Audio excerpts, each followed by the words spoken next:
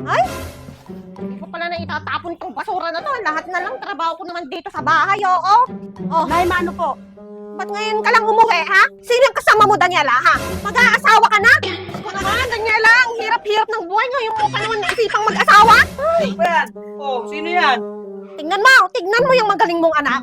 Tignan mo, nag-uwi pa ng lalaki. Tama ako. Mag-aasawa na yung anak mo. Ayun, oh. Tignan mo. Tingnan mo. Buntis, lumalaki yung tiyan, oh.